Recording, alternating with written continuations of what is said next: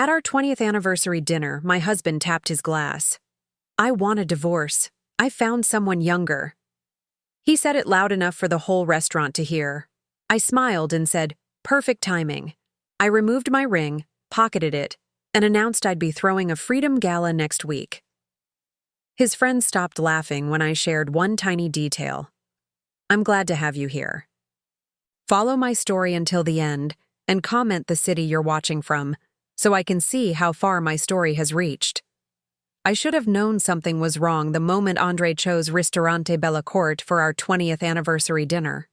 In 20 years of marriage, my husband had never once selected an Italian restaurant. He claimed the garlic gave him headaches, and the wine made him drowsy. Yet there we sat, surrounded by warm golden lighting and the rich aroma of basil and oregano, at a table he'd specifically requested near the center of the dining room. The restaurant buzzed with conversation and clinking glasses. Couples leaned across intimate tables while families celebrated around larger ones. Everyone seemed genuinely happy to be there. I smoothed my navy blue dress, the one Andre had complimented when we were dating, and tried to shake the uncomfortable feeling that had been growing in my stomach all week. Andre had been different lately, distant. He'd started working later, claiming new projects at his accounting firm. His phone, which used to sit carelessly on counters and tables, now stayed glued to his side. When it rang during dinner or while we watched television, he'd step into another room to answer. When I asked about it, he'd dismiss my concerns with a wave of his hand. "You're being paranoid, Sylvia," he'd say, not meeting my eyes. "I'm just busy with work." But tonight was supposed to be about us, about celebrating 2 decades together, about remembering why we'd fallen in love when I was 25 and he was 32. I'd even made reservations at the quiet French bistro we'd visited on our first anniversary, but Andre had canceled them without telling me. "I thought we should try somewhere new," he'd said that morning, adjusting his tie in our bedroom mirror. "Somewhere with more atmosphere." The waiter brought our appetizers, bruschetta that Andre hadn't touched and a Caesar salad I was too nervous to eat. My husband kept checking his watch, his leg bouncing under the table in a rhythm that made the silverware tremor slightly. "Are you expecting someone?" I asked, trying to keep my voice light. He looked up sharply, his brown eyes, the same ones that used to make my heart race, now cold and distant. "What makes you say that? You keep looking around the restaurant and checking the time."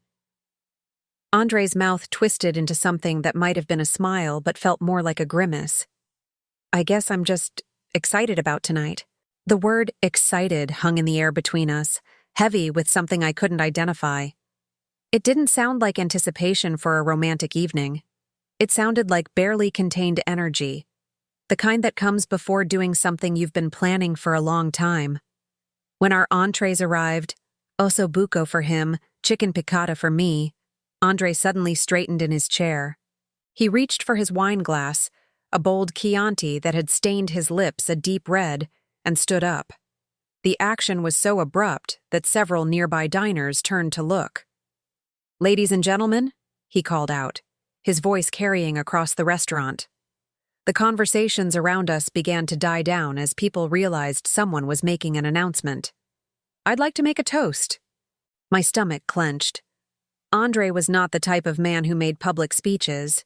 He was quiet, methodical, the kind of person who preferred to blend into the background at social gatherings. In all our years together, I could count on one hand the number of times he'd even raised his voice in our own home. "To my wife, Sylvia," he continued, raising his glass higher. The restaurant had fallen completely silent now, all eyes on our table. I felt my cheeks burn with embarrassment and confusion. "We've been married for 20 wonderful years." The word wonderful dripped with sarcasm that made my skin crawl. Several people in the restaurant began to sense that something was wrong. The elderly couple at the table next to us exchanged worried glances.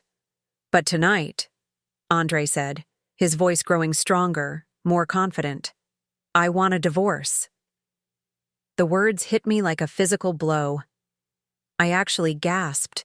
my hand flying to my chest as if I could somehow catch the breath that had been knocked out of me. Around us, the restaurant had become a tomb. Not a single fork clinked against a plate.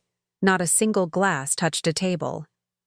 "I've found someone younger," he announced to the room, still holding his wine glass aloft like he was making a victory speech. "Someone who appreciates me. Someone who doesn't spend her days organizing closets and complaining about my work schedule." I stared at him, my mind struggling to process what was happening. This wasn't a nightmare I could wake up from. This was real. My husband of 20 years was divorcing me in front of a room full of strangers, humiliating me in the most public way possible. But even through the shock and pain, something else stirred inside me. Something that surprised me with its clarity and strength. Instead of breaking down, instead of crying or begging or making a scene, I felt an odd sense of calm settle over me. I reached for my own wine glass, my hand steady despite everything that was happening. Standing slowly, I met Andre's eyes across the table. For the first time in months, I saw him clearly, not as the man I'd loved and married, but as a stranger wearing his face.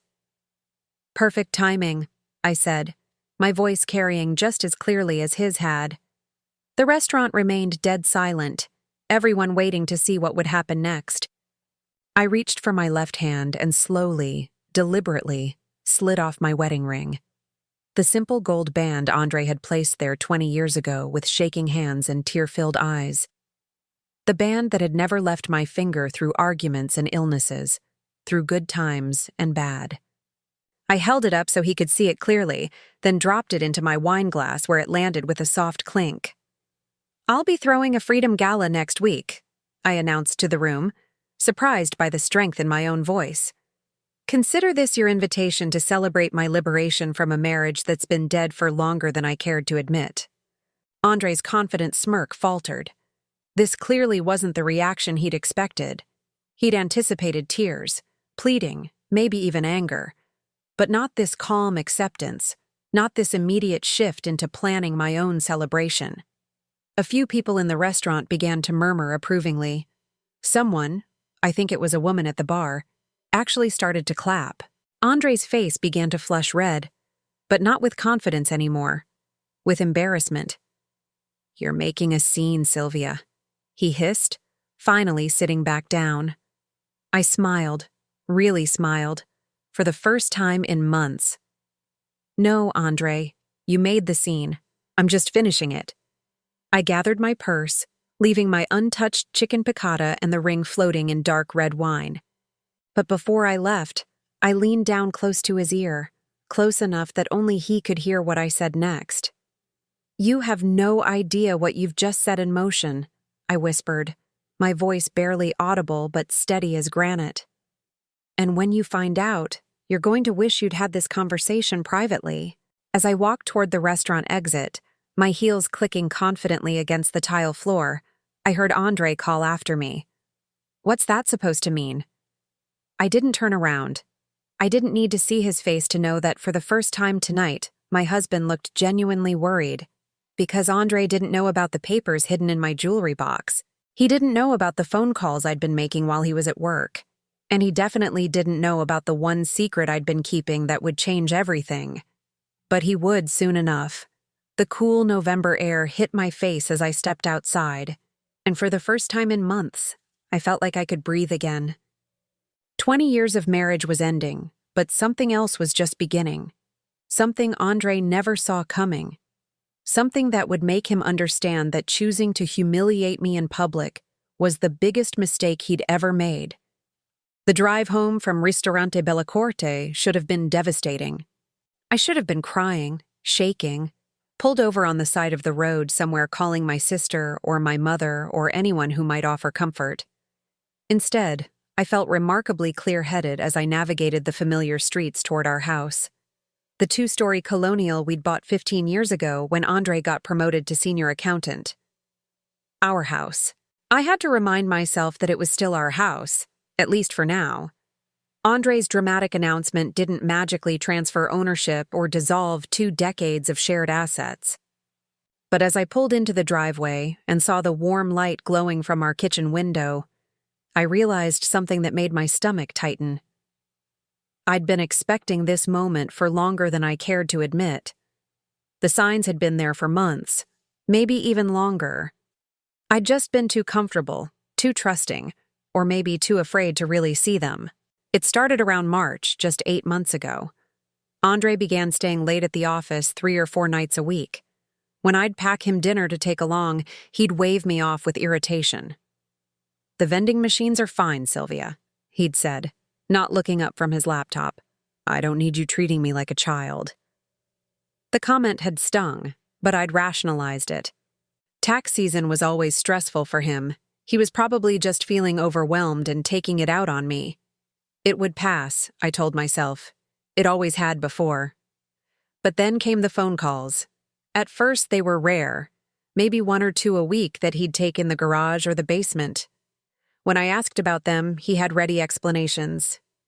"Client emergency," he'd say. "You know how it is." Except I did know how it was, and Andre had never taken client calls at home before. His firm had strict policies about work-life balance, something Andre used to praise about his job. He'd often told me how much he appreciated being able to leave work at work. By June, the calls were coming daily, sometimes multiple times a day. Andre would excuse himself from dinner, from television, from conversations with me to answer calls that apparently couldn't wait until morning. His explanations became more vague. "Work stuff," he'd mumble, already walking away from me. I started paying closer attention. The calls never lasted very long, usually 15 or 20 minutes, but Andre's voice would change when he answered. It became softer, more animated. Sometimes I could hear him laughing from whatever room he'd hidden himself in. One evening in July, I was watering the plants on our back deck when I heard him through the open kitchen window. He was making dinner plans with someone, discussing a restaurant I'd never heard of, talking about meeting next Tuesday after work.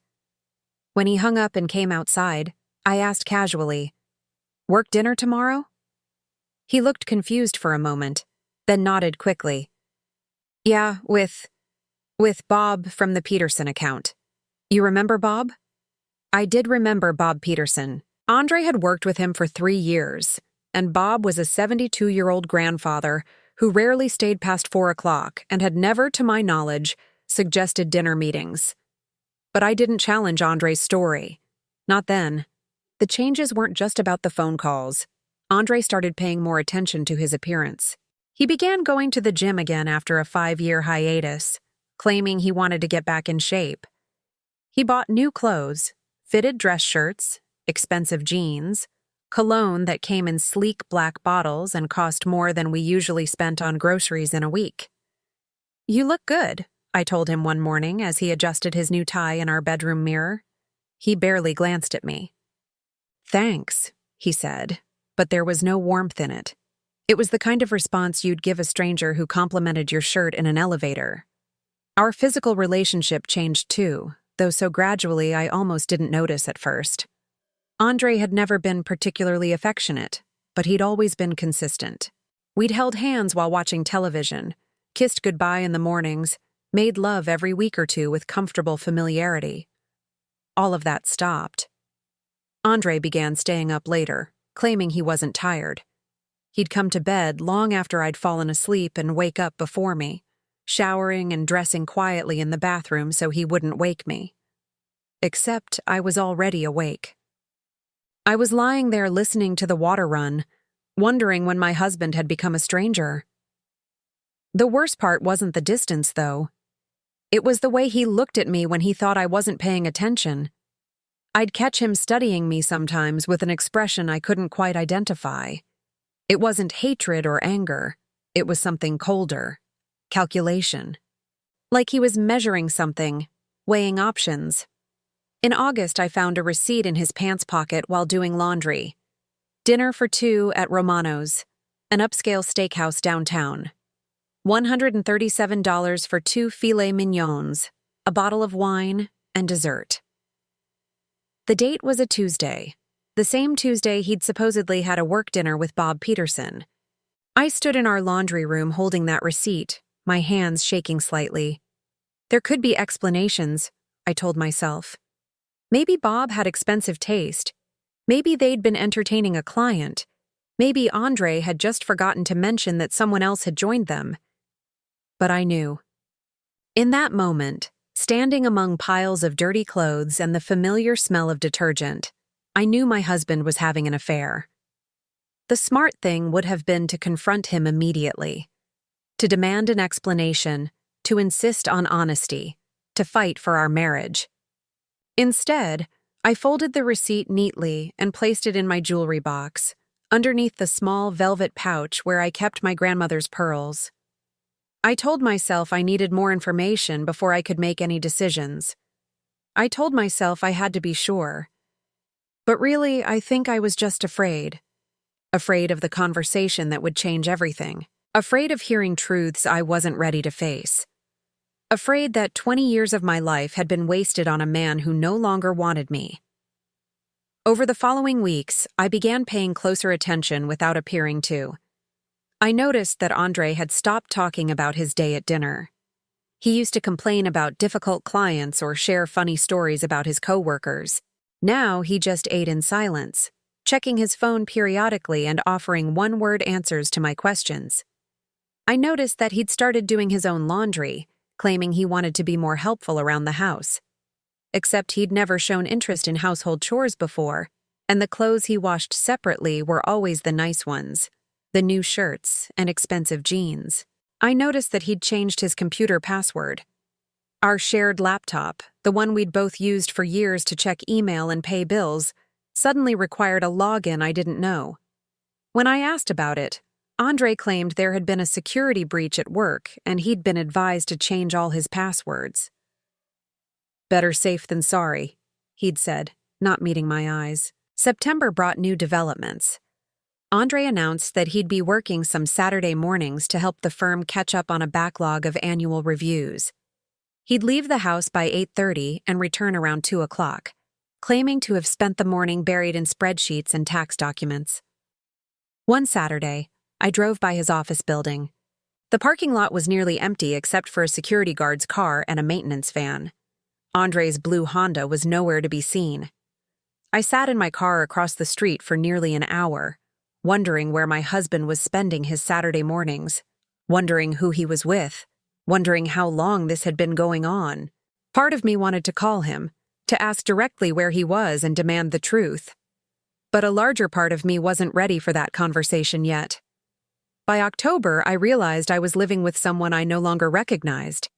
Andre had become a polite stranger who happened to share my address. We moved around each other in our house like roommates who barely got along, speaking only when necessary, existing in parallel lives that rarely intersected. I started making plans without him. I joined a book club at the library, something I'd considered for years but never done because Andre had always seemed mildly dismissive of my reading habits. I began having lunch with old friends I'd lost touch with, women who asked careful questions about how Andre was doing and seemed unsurprised when I gave vague, non-committal answers. And through it all, I kept that receipt in my jewelry box, along with other small pieces of evidence I'd gathered without really planning to. A credit card statement showing charges at restaurants I'd never been to. A dry cleaning receipt for a dress shirt that came back smelling like perfume I didn't recognize. A business card from a florist that fell out of his wallet when he was paying for groceries. I wasn't investigating exactly. I was just aware, paying attention in a way I hadn't before. And everything I noticed confirmed what I already knew, but wasn't ready to admit. My marriage was over, and had been for longer than I cared to calculate. Tonight's dramatic announcement at Ristorante Bella Corte hadn't been a sudden decision. It had been the culmination of months of planning, months of Andre building toward this moment when he could humiliate me publicly and walk away feeling justified. But Andre had made one crucial miscalculation. He assumed I'd been as oblivious as I'd appeared to be. He assumed I'd be devastated, helpless, dependent on his mercy for whatever scraps of dignity and financial security he chose to leave me. He had no idea that while he'd been planning his exit, I'd been making preparations of my own. He had no idea about the letter hidden in my jewelry box, right next to that first receipt from Romano's.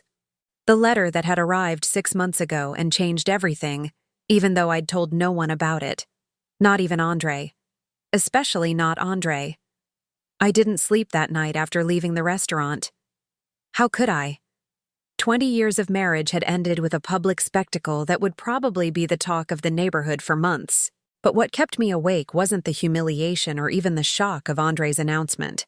It was knowing that I finally had to face the truth I'd been avoiding for 8 months. I needed to know who she was. Andre hadn't come home. I'd heard his car in the driveway around midnight, then the sound of the engine starting again 20 minutes later. He'd probably just come to pack a bag, I realized. He'd likely been planning this for weeks, maybe even had an apartment lined up somewhere. The thought should have hurt more than it did. I spent the dark hours before dawn sitting at our kitchen table with a cup of coffee that had long since gone cold, staring at the small stack of evidence I'd finally pulled from my jewelry box.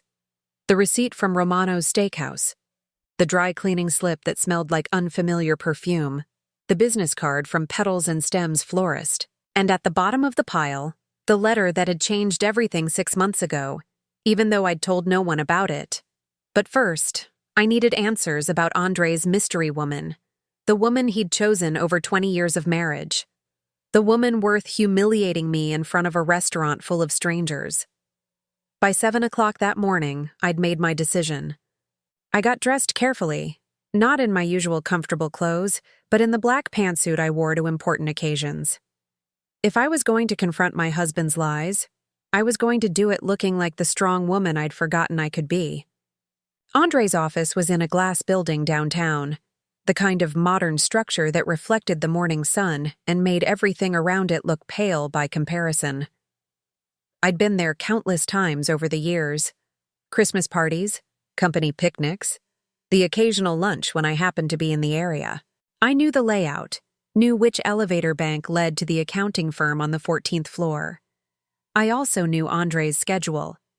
He always arrived by 8:15 and spent the first 30 minutes of his day reviewing client files with his morning coffee. He was a creature of habit, something that had once comforted me and now worked to my advantage.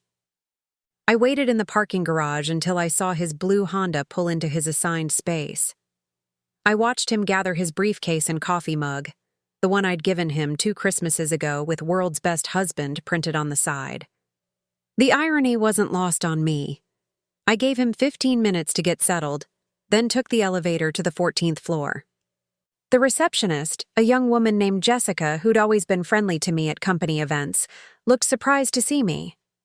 "Mrs. Patterson, how nice to see you. Are you here to surprise Andre?" The name hit me like a physical blow, but I managed to keep my expression neutral. "Actually, I was hoping to speak with him about something important. Is he free? Let me check." Jessica picked up her phone, but I held up a hand. "Don't call ahead," I said quickly. "I want it to be a surprise." She smiled and nodded toward the hallway. "He's in his usual office. You know the way."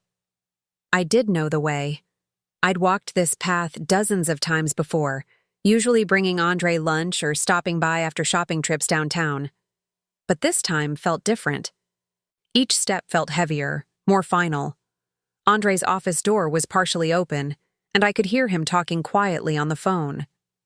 I paused just outside, not intending to eavesdrop, but unable to help myself. "I know it was hard to watch," he was saying, his voice softer than I'd heard it in months. "But it's over now. She knows, and we don't have to hide anymore." My heart began to pound so hard I was sure it was audible in the hallway. "I love you too," Andre continued. "I should have done this years ago. We both know that." There was a pause, then he laughed. The same warm, genuine laugh I remembered from our early dating days, but hadn't heard directed at me in longer than I could remember. "Of course I'm sure," he said. "Sylvia and I. We've been over for a long time. Last night just made it official. You're the one I want to be with. You're the one I should have chosen from the beginning." I stood frozen in the hallway, listening to my husband declare his love for another woman less than 12 hours after publicly divorcing me. The pain was sharp and immediate, but underneath it was something else. Relief, maybe. Or validation that my instincts had been right all along. "I have to go," Andre said. "I have a meeting in 10 minutes, but I'll call you later, okay? Maybe we can celebrate properly tonight." I heard the phone click, then the sound of his chair creaking as he leaned back. This was my moment. I could walk away, pretend I'd never heard any of it, and handle the divorce through lawyers like civilized people. Or I could push open that door and demand answers. I pushed open the door. Andre looked up from his desk, his expression shifting from relaxed contentment to shock to something that might have been fear. "Sylvia," he said, half rising from his chair. "What are you doing here?" "I came to talk to my husband," I said, stepping into his office and closing the door behind me. Though I'm starting to wonder if I even know who that is anymore. Andre sat back down slowly, his face flushing red. "If this is about last night..." "It's about a lot of things," I interrupted, "including the phone call you just finished. The one where you told someone you loved them. The one where you said you should have chosen them from the beginning." He opened his mouth to speak, then closed it again. For a moment, we just stared at each other across his desk. The same desk where he'd worked late so many nights, claiming to be buried in client files and tax returns. "How long?" I asked quietly. "Sylvia, I don't think..." "How long, Andre?" He sighed, running a hand through his hair. 2 years, he said finally. Maybe a little longer. 2 years. 2 years of lying, of pretending, of making me feel like I was imagining the distance between us. 2 years of letting me believe that our marriage problems were my fault, that I wasn't trying hard enough, that I wasn't interesting enough to hold his attention. "Who is she?" I asked. Andre hesitated, his eyes darting away from mine. "Does it matter?" "It matters to me." Another long pause. Then, so quietly, I almost didn't hear him. "Miranda." The name hit me like a punch to the stomach. Miranda. My best friend Miranda. The woman who'd been my maid of honor. The woman who'd held my hand through my father's funeral 3 years ago. The woman I'd called crying when I suspected Andre was having an affair, never imagining. "Miranda Walsh," I whispered. And Andre's flinch confirmed what I already knew. I sank into the chair across from his desk, my legs suddenly too weak to support me. Miranda. Sweet, single Miranda who'd never been married, who'd always claimed she envied what Andre and I had together. Miranda who'd been coming to our house for dinner every few weeks, who'd helped me plan Andre's surprise 40th birthday party last year, who'd listened sympathetically when I'd confided my fears that my marriage was falling apart. "She was supposed to be my friend," I said, more to myself than to him. "She is your friend," Andre said defensively. "She never wanted this to happen. Neither of us did. It just did." I looked up at him, this man I'd shared a bed with for 20 years, and realized I didn't recognize him at all. "It just happened? For 2 years? You both just accidentally fell into each other's beds every Tuesday when you were supposedly having work dinners?" Andre had the grace to look ashamed, at least. "It started innocently," he said. "She was going through a rough patch with her job, and I was. We were having problems, you and I. We were just friends talking. And then you decided to have an affair instead of talking to your wife about our problems. You wouldn't have listened," he said, his voice rising slightly. "You never listen, Sylvia. You're so focused on your routines, your book clubs, your perfect little organized life that you never noticed I was drowning." The accusation stung, partly because there might have been some truth to it. I had been comfortable in our routine, maybe too comfortable. But that didn't excuse what he'd done. "So you talked to Miranda instead," I said. "At first, yes, just as friends. But she understood me in a way that you haven't for a long time." I stood up slowly, my purse clutched tightly in my hands. "Where? What? Where do you meet her?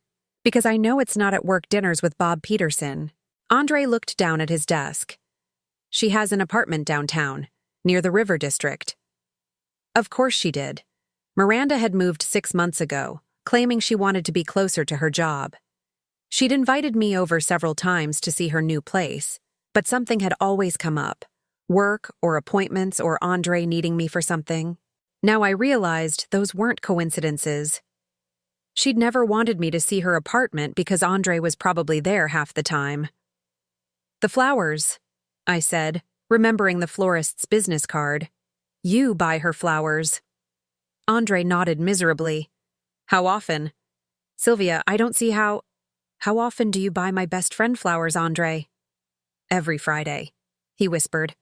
"For the past year." Every Friday, while I was at home making dinner for a husband who was planning to leave me for my best friend. While I was doing his laundry and paying his bills and organizing our life together, he was buying another woman flowers every single week. I turned toward the door, then stopped. "Last night," I said without looking back. "The restaurant. You chose it because you knew she'd be watching, didn't you? You wanted her to see you humiliate me." Silence. "You wanted to make a show of choosing her over me. You wanted everyone to see that I was the pathetic wife being discarded for someone better." "Sylvia!" I turned back to face him one last time. "You made one mistake, Andre. You assumed I'd be destroyed by this. You assumed I'd be left with nothing." I could see confusion in his eyes, and something that might have been worry. "But you don't know everything about me," I continued. "You stopped paying attention to your wife a long time ago, and that's going to cost you more than you realize." I left him sitting at his desk, probably wondering what I meant, probably calling Miranda the moment I was out of sight. Let him wonder. Let him worry. Because while he'd been planning his grand exit, playing house with my former best friend and buying her flowers every Friday with money from our joint account, I'd been dealing with something he knew nothing about. Something that was about to change everything. The drive home from Andre's office was a blur of traffic lights and familiar streets that suddenly felt foreign. Miranda. My best friend Miranda. The woman who'd sat in my kitchen just 3 weeks ago, drinking coffee and listening to me worry about my marriage, offering tissues and sympathy while she was sleeping with my husband. I pulled into my driveway and sat in the car for several minutes, my hands gripping the steering wheel as everything I thought I knew about my life rearranged itself in my mind. 20 years of marriage to a man who'd been lying to me. A friendship I'd treasured for 15 years that had been a sham for the last 2. I should have been devastated. Part of me was. But there was something else, too. Something that had been waiting in my jewelry box for 6 months, hidden beneath my grandmother's pearls, and that first receipt from Romano's Steakhouse. Something that Andre and Miranda knew nothing about. Something that was about to change the balance of power in ways they never could have imagined. Inside the house, I went straight to my bedroom and opened the jewelry box with hands that were steadier than they should have been. There it was, exactly where I'd left it. The cream-colored envelope with the return address of Hartwell, Morrison and Associates, attorneys at law. The letter that had arrived on a Tuesday morning in June while Andre was at work, claiming to have a client emergency. I'd almost thrown it away, assuming it was some kind of sales pitch or scam. Law firms didn't typically contact housewives out of the blue, and I'd never heard of Hartwell, Morrison and Associates. But something about the expensive stationery and the formal way my name was typed on the front had made me curious enough to open it. Now I unfolded the letter again, even though I'd memorized every word over the past 6 months. "Dear Mrs. Sylvia Patterson," it began. "We are writing to inform you that you have been named as the sole beneficiary in the estate of Eleanor Margaret Whitmore, deceased. Ms. Whitmore was your late mother's sister, and according to her will, she has left her entire estate to you, including real property, investments, and liquid assets totaling approximately $800,000. $800,000. When I'd first read those words, I'd had to sit down.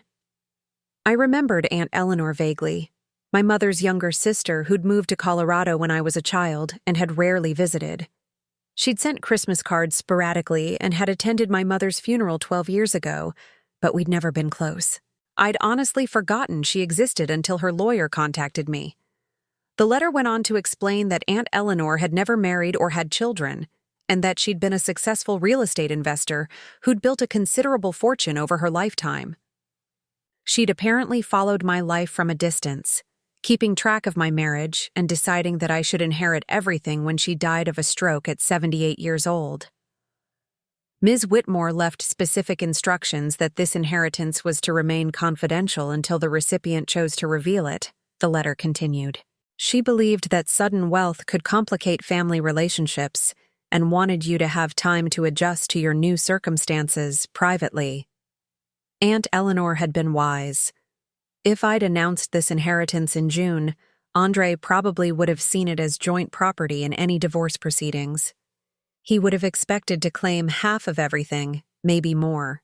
But I'd kept quiet, something telling me to wait, to keep this secret until I understood what it might mean for my future. Over the following months, I'd met with Mr. Hartwell several times, always when Andre was at work.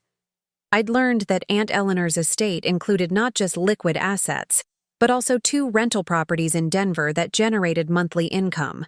I'd inherited financial independence I'd never dreamed of, security that meant I could survive, even thrive, without Andre's modest accountant salary. I'd also learned something else during those meetings with the lawyer. Mr. Hartwell had asked careful questions about my marriage, about my husband's involvement in our finances, about whether I felt safe and supported at home. At the time, I'd thought his questions were odd, maybe overly personal. Now I realized Aunt Eleanor must have left instructions for him to ask them. Somehow, she'd sensed that her niece might need an escape route. The irony was perfect. While Andre had been planning his exit strategy, buying flowers for another woman, and preparing to humiliate me publicly, I'd been sitting on enough money to disappear entirely if I chose to.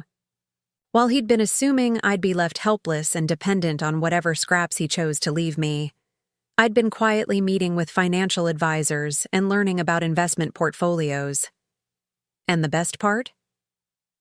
Under Colorado law, inheritances received during marriage were considered separate property, not marital assets. Even if Andre tried to claim half of everything in the divorce, he had no legal right to Aunt Eleanor's money. It was mine, completely and entirely. I picked up my phone and dialed Mr. Hartwell's direct number. He answered on the second ring. "Mrs. Patterson," he said warmly. "How are you doing?" "I've been better," I admitted, "but I think it's time to make some changes." "I see. Does this have to do with your marriage situation?" I'd mentioned in passing during our last meeting that Andre and I were having some difficulties, though I hadn't gone into detail. "My husband asked me for a divorce last night, very publicly, very humiliatingly." There was a pause. "I'm sorry to hear that, but I'm not entirely surprised. Eleanor suspected something like this might happen eventually." "What do you mean?" "She left some additional instructions in her will. Instructions I wasn't supposed to share unless you found yourself in exactly this situation."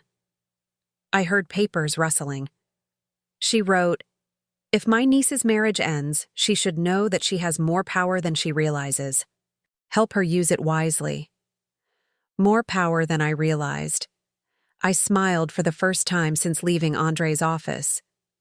"Mr. Hartwell," I said, "I need to know exactly what my options are, and I need to know them today."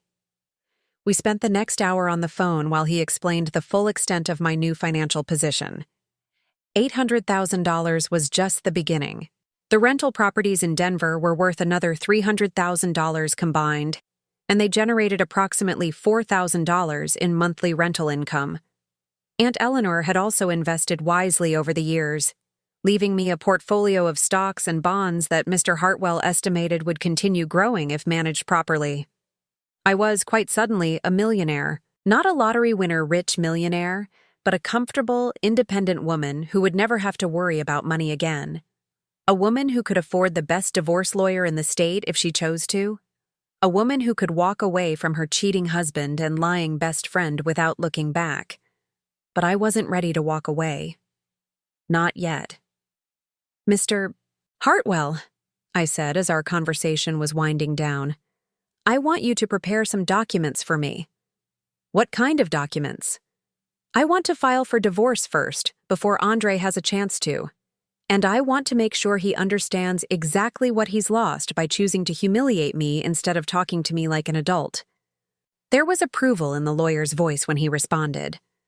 I think Eleanor would be proud of you, Mrs. Patterson. When would you like to get started? Immediately. After I hung up, I walked through my house. The house Andre and I had shared for 15 years, the house he'd just abandoned for an apartment with my former best friend. I looked at the furniture we'd chosen together, the photos on the walls documenting 20 years of a marriage that had apparently been a lie for the last 2 years. I should have felt sad. I should have been crying or raging or calling my sister to sob about the betrayal. Instead, I felt something I hadn't experienced in years: excitement. Not about the money, though that certainly changed things. Excitement about the possibilities ahead of me. About the life I could build without a husband who took me for granted and a best friend who'd been stabbing me in the back. My phone buzzed. A text from Miranda. Sylvia, honey, I heard about last night. I'm so sorry. Call me if you need anything. I'm here for you. I stared at the message for a long moment, then deleted it without responding. Let her wonder. Let her worry about whether I suspected anything. Let her spend the next few days pretending to be my supportive friend while sleeping with my soon-to-be ex-husband. She had no idea what was coming. Neither of them did. I went back to my jewelry box and pulled out one more thing. Aunt Eleanor's ring. A simple band with a small sapphire that Mr. Hartwell had delivered along with her letter. I'd never worn it, saving it for some special occasion that had never seemed to arrive. I slipped it onto my right hand now, where it caught the afternoon light streaming through my bedroom window. It felt like a promise, or maybe a reminder. I wasn't the helpless, discarded wife Andre thought he was leaving behind. I was Eleanor Whitmore's niece. I was a woman with resources and options, and for the first time in years, a clear sense of what I wanted to do with my life.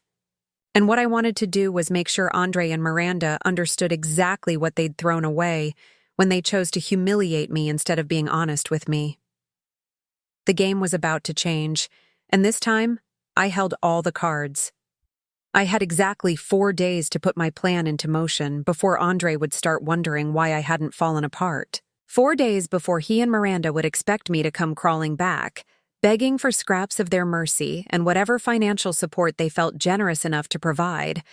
They had no idea what was coming. Mr. Hartwell worked quickly. By Thursday afternoon, I had divorce papers filed and ready to be served. By Friday morning, I'd opened new bank accounts and transferred the inheritance funds into accounts that had only my name on them. Andre had always handled our joint finances, assuming I was too scattered or disinterested to pay attention to money matters. That assumption was about to cost him dearly. I spent Friday afternoon at Petals and Stems, the florist whose business card I'd found in Andre's wallet. The owner, a middle-aged woman named Carol, recognized me immediately when I described the weekly flower orders. "Oh yes," she said with a sympathetic smile. "Your husband's been ordering arrangements for his friend every Friday for about a year now. Always roses. Always expensive ones. Usually runs him about $75 to $80 each time. $75 to $80 every week for a year meant Andre had spent nearly $4,000 of our joint money buying flowers for my best friend. $4,000 while he'd been telling me we needed to cut back on our grocery budget. "I'd like to place an order," I told Carol, "for delivery today." "Of course. What would you like to send?" I smiled. "A dozen black roses, with a very specific note." Carol raised an eyebrow but wrote down my instructions without comment. I paid with my new credit card, the one connected to my inheritance account, and gave her Miranda's address, the address Andre had finally admitted to when I'd cornered him in his office. The note I'd written was simple. "For someone who collects other people's husbands, Enjoy your prize. S. By 6 o'clock that evening, my phone was buzzing constantly. First Andre, then Miranda, then Andre again. I let every call go to voicemail, finally turning the phone off entirely. Let them panic. Let them wonder what I knew and what I planned to do about it. I spent Friday night in my house, I reminded myself, since Andre had abandoned it, packing up anything that belonged to him. His clothes, his books, his collection of vintage beer steins that I'd always hated. Everything went into boxes that I stacked neatly by the front door. When he came back for his things, he'd find them waiting like a hotel checkout. Saturday morning brought unexpected visitors. I was having coffee in my kitchen when I heard a car in the driveway, then aggressive knocking on my front door. Through the peephole, I could see Miranda standing on my porch, her usually perfect blonde hair disheveled, her face red and angry. Behind her, looking uncomfortable and slightly ashamed, was Andre. I almost didn't answer. Part of me wanted to let them stand out there knocking, to make them understand that they no longer had any claim on my time or attention. But another part of me was curious. I wanted to see how they'd try to spin this situation, how they'd attempt to make themselves the victims. I opened the door slowly, keeping the chain lock in place. "Sylvia," Miranda said immediately, her voice higher than usual.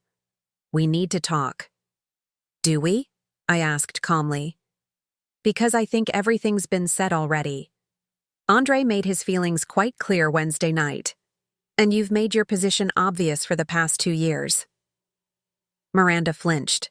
Andre stepped forward, his jaw tight with frustration. "You sent her threatening flowers," he said accusingly.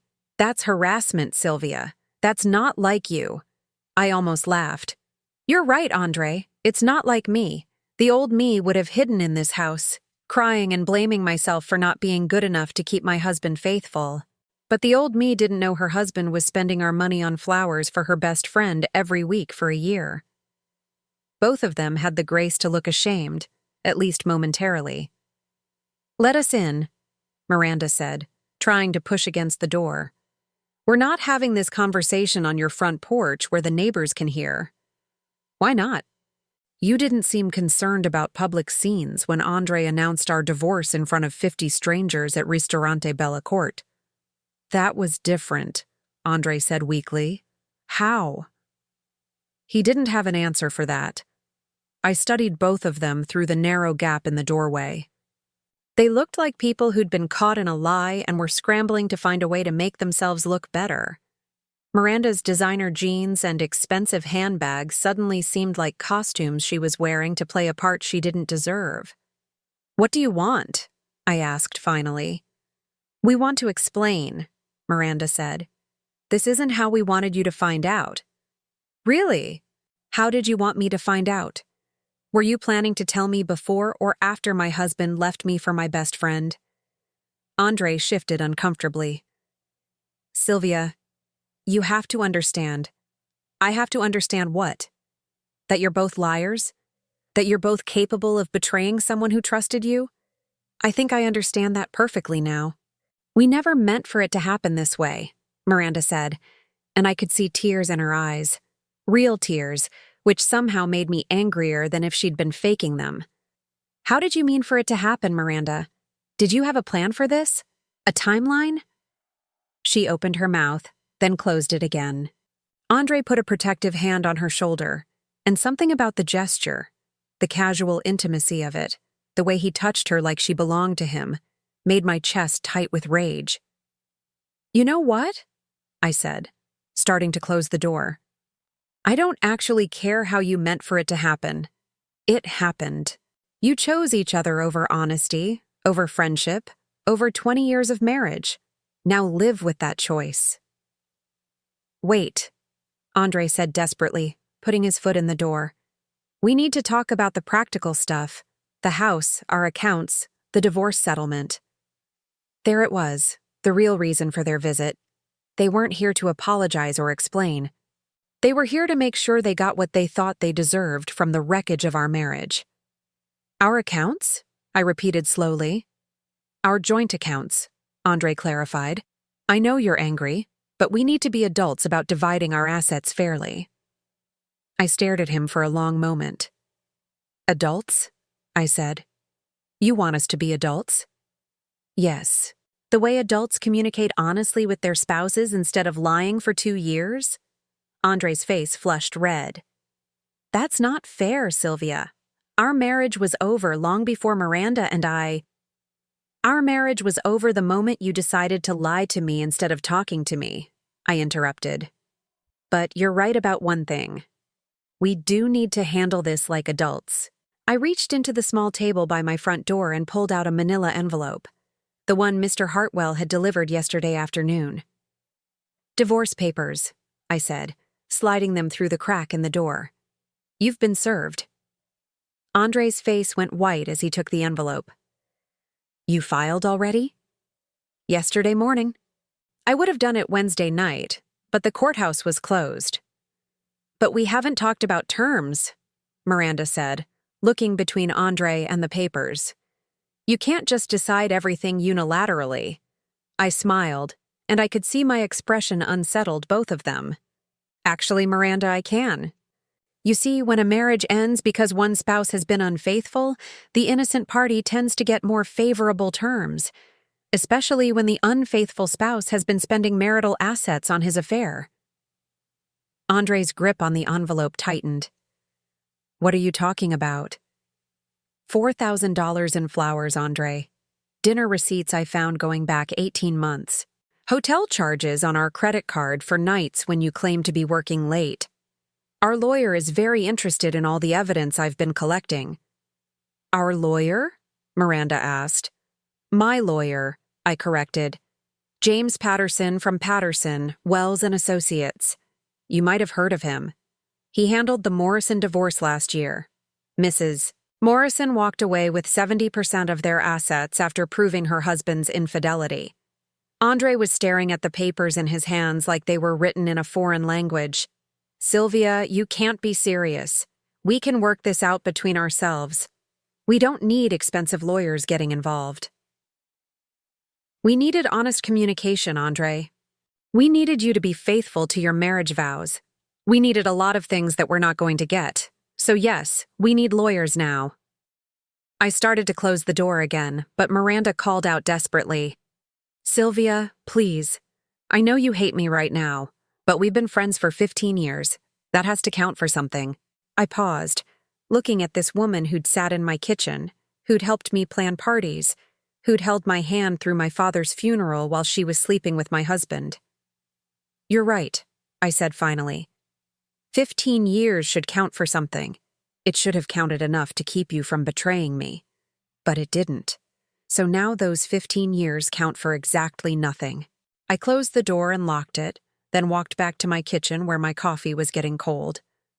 Through the window, I could see them standing on my front porch, Andre reading through the divorce papers while Miranda paced back and forth, gesturing angrily. My phone, which I'd turned back on that morning, started buzzing immediately. Text after text, call after call. I ignored them all. There was nothing left to say, nothing left to negotiate.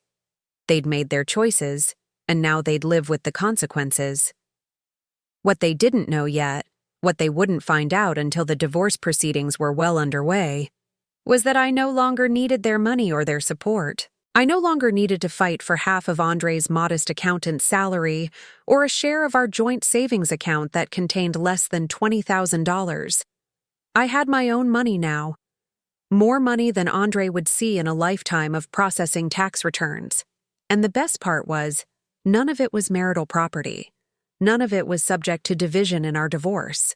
I was about to become a very wealthy single woman, and Andre was about to discover that the wife he'd taken for granted for 20 years had been far more valuable than he'd ever realized. But first, I had one more surprise for them. One final move that would make sure they understood exactly what they'd lost when they chose betrayal over honesty. The game was almost over, and I was about to play my winning hand. The divorce proceedings moved faster than Andre had expected. Mr. Patterson, no relation to Andre, which seemed like poetic justice, was everything Andre's overpriced lawyer wasn't: prepared, ruthless, and armed with evidence that made Andre's infidelity impossible to deny. The flower receipts alone painted a devastating picture. $75 to $80 every Friday for 52 weeks added up to nearly $4,000 of marital funds spent on another woman. But that was just the beginning. Mr. Patterson had hired a private investigator who uncovered hotel receipts, restaurant charges, even a weekend trip to Napa Valley that Andre had claimed was a work conference. Your client spent approximately $18,000 of marital funds on his extramarital affair over the past 2 years, Mr. Patterson informed Andre's lawyer during our first settlement meeting. Mrs. Patterson is seeking full reimbursement of those funds, plus damages for emotional distress. Andre's lawyer, a nervous young man who kept adjusting his glasses, shuffled through his papers uncomfortably. My client disputes some of these charges. Some of these dinners could have been legitimate business expenses. At Romano's Steakhouse? Mr. Patterson raised an eyebrow. With a woman who isn't employed by his firm? On nights when his wife believed he was working late at the office? The room fell silent except for the sound of Andre shifting in his seat. Across the conference table, he looked smaller than I'd ever seen him. Gone was the confident man who'd made his dramatic announcement at Ristorante Bellacorte. In his place sat someone who was beginning to realize that his carefully planned exit wasn't going to be as clean as he'd hoped. Furthermore, Mr. Patterson continued, Mrs. Patterson is seeking spousal support in the amount of $3,000 per month for the next 5 years, given that she sacrificed career advancement to support her husband's career throughout their 20-year marriage. Andre's lawyer nearly dropped his pen. $3,000? My client only makes $60,000 a year before taxes. That's completely unreasonable. I watched Andre's face as the numbers sank in. $3,000 a month would leave him with barely enough to cover his own basic expenses, especially if he was planning to maintain an apartment with Miranda. The comfortable life he'd imagined with his younger girlfriend was evaporating before his eyes. Perhaps your client should have considered the financial implications before engaging in a 2-year affair, Mr. Patterson said coolly. Adultery has consequences, gentlemen. The meeting lasted 3 hours. By the end, Andre looked like he'd aged 10 years. His lawyer was promising to review our demands and respond within a week, but we all knew they had very little room to negotiate. The evidence was overwhelming, and Colorado law wasn't particularly sympathetic to cheating spouses. As we gathered our papers to leave, Andre caught my eye across the table. Sylvia, he said quietly, can we talk privately for a minute? Mr. Patterson started to object, but I held up a hand. 5 minutes, I said. That's all. When the lawyers left the conference room, Andre slumped in his chair like a deflated balloon. This isn't what I wanted, he said, not meeting my eyes. I never wanted to hurt you financially. I studied his face, looking for any sign of the man I'd fallen in love with 25 years ago. What did you want, Andre? I wanted to be happy. I wanted to be with someone who made me feel alive again. And you couldn't talk to your wife about feeling dead in our marriage? He finally looked up at me. Would you have listened? The question caught me off guard, because there might have been some truth to it. Had I been so comfortable in our routine that I'd stopped seeing him as a person with needs and desires? Had I been so focused on maintaining our organized, peaceful life that I'd ignored the fact that he was suffocating in it? I don't know, I admitted. But we'll never know now, will we? Because you chose to lie instead of trying. Andre rubbed his temples. $3,000 a month, Sylvia. That will destroy me. You destroyed our marriage, I replied. You destroyed 20 years of trust. You destroyed my friendship with Miranda. So, yes, Andre, there are consequences. Can't we work something out? Something more reasonable? I stood up, gathering my purse. Mr. Patterson will be in touch with your lawyer. Sylvia, wait. Andre stood too, desperation creeping into his voice. "I know you hate me right now, but you can't want to see me homeless. You can't want to destroy my entire life over this." I paused at the door, my hand on the handle. Part of me, a small part, felt sorry for him. This man who'd been my husband for 20 years, who'd held my hand through my mother's funeral, who'd once brought me soup when I had the flu and stayed home from work to take care of me. But that part of me was much smaller now than the part that remembered his smirk at Ristorante Bellacourt. The part that remembered him buying flowers for another woman every Friday while I made dinner for a marriage that was already over. The part that remembered Miranda's tears on my front porch, tears not of genuine remorse, but of frustration at being caught. "You're not homeless, Andre," I said finally. "You have Miranda. You chose her over me, remember? Now you get to live with that choice." The divorce was finalized 6 weeks later. Andre agreed to all our terms rather than face a lengthy court battle he couldn't afford. I received the house, 3/4 of our joint assets, and yes, $3,000 a month in spousal support for 5 years. What Andre never found out, what the lawyers never needed to know, was that I didn't need his money. Every month when that spousal support payment arrived, I donated it to the local women's shelter. The money he was struggling to send me went to help women who actually needed it, women who were escaping marriages far worse than mine had been. The irony was perfect. Andre was working overtime and living in a cramped studio apartment to send money to women he'd never meet, women whose lives were being rebuilt with his forced generosity. Miranda, I learned through mutual acquaintances, was struggling with the reality of her prize. Dating a married man who bought you flowers and took you to expensive dinners was apparently very different from living with a divorced man who could barely afford rent. She'd moved out of her downtown apartment, the one Andre could no longer help her afford, and was living with a roommate for the first time since college. I learned all this from Sarah, a woman from my book club who ran into Miranda at the grocery store. Sarah, who'd always been more of an acquaintance than a close friend, had become one of my strongest supporters since the divorce. "She asked about you," Sarah told me over coffee at our favorite cafe. "She wanted to know how you were doing, if you were dating anyone, if you seemed happy." "What did you tell her?" Sarah smiled wickedly. "I told her you looked absolutely radiant. Which you do, by the way. I've never seen you happier." And it was true. 6 months after my divorce was finalized, I felt better than I had in years. I'd started traveling, something Andre had always claimed we couldn't afford. I'd taken a photography class and discovered I had an eye for landscapes. I'd joined a hiking group and was in better shape at 65 than I'd been at 40. I'd also quietly started dating. Nothing serious, just coffee dates and dinner with interesting men I'd met through my various new activities. Men who didn't know about my inheritance, who liked me for my conversation and my sense of humor rather than what I could provide for them. The money from Aunt Eleanor sat mostly untouched in carefully managed investment accounts, growing quietly under Mr. Hartwell's guidance.